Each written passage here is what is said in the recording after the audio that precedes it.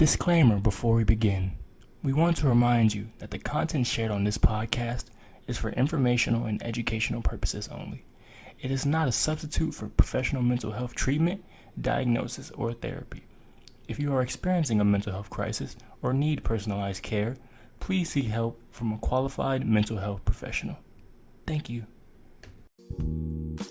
Welcome back, everybody, to the Zen Life Podcast. Once again, you're listening to Tawanda and Chico. We're the owners of Zen Inspired Counseling and Wellness Center. Just want to give our contact information. You can reach us at zeninspiredlife.com. And so without further ado, we're going to pick up where we left off. We were talking to Dr. Kara about energy dynamics and how that contributes to balance in the body. Absolutely. So I think we were just talking about how food convert into energy and what do we do with that energy so our body maintain a healthy balance of optimal functioning of the different system. So at this time, I think it is important for listeners to understand what is metabolic health. Yeah.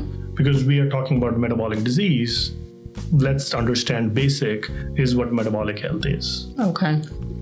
So metabolic health refers to the optimal functioning of the body's metabolic system, which include processes like breaking down of food for energy. So what we were talking about is any food. Let's say you ate a steak, which has a protein and a fat.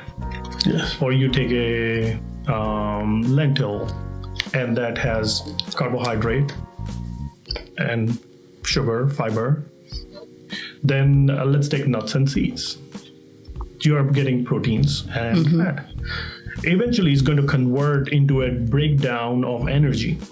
And then body is going to soak in and absorb a good healthy nutrients to maintain a balanced blood sugar level.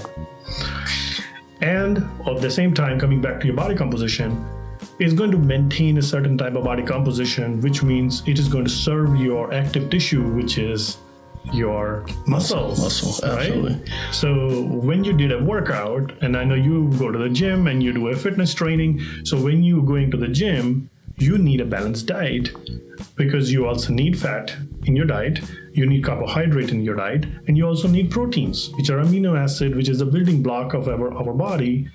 For creating that balanced meal, you create a balanced body, which is composition of a lean body, which has muscle, bone, and water, and healthy fat. But sometimes what happens over the time when we are creating a disturbance in our metabolic system, then it can tilt towards creating more unhealthy fat in the body, more than what we needed for humans to survive in optimal functioning, and causes imbalance. And when we're creating that imbalance, it leads to the tipping time when you'll be waiting to get a diagnosis. Me, I'm the bad guy.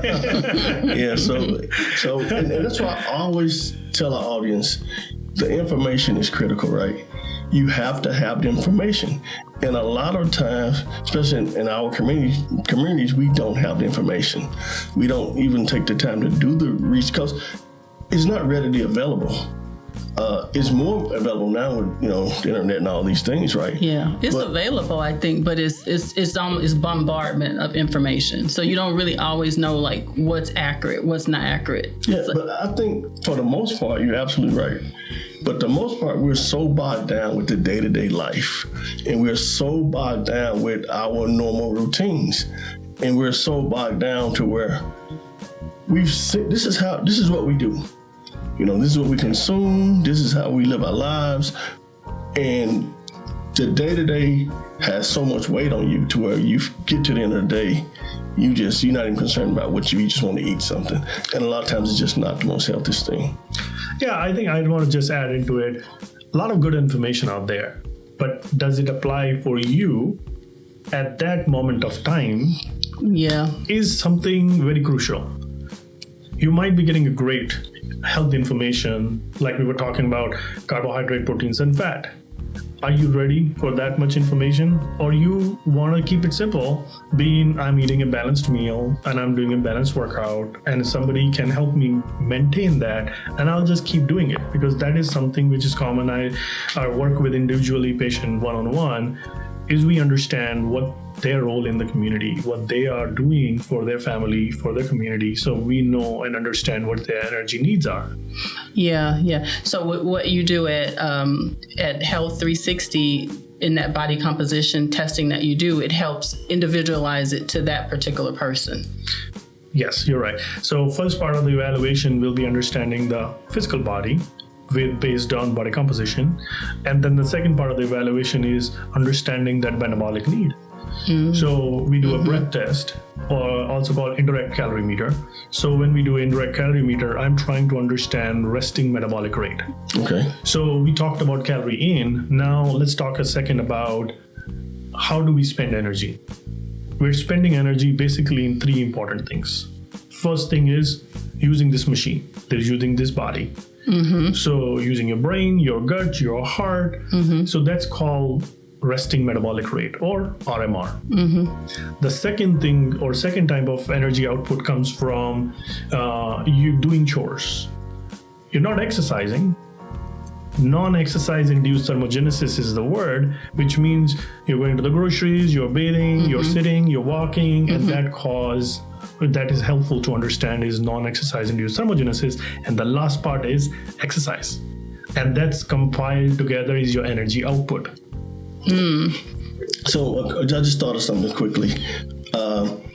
I was reading this study, and they were talking about how they took a bunch of people who worked at hospitality. They worked up cleaning hospitals and all that, and they told them that their work was exercise.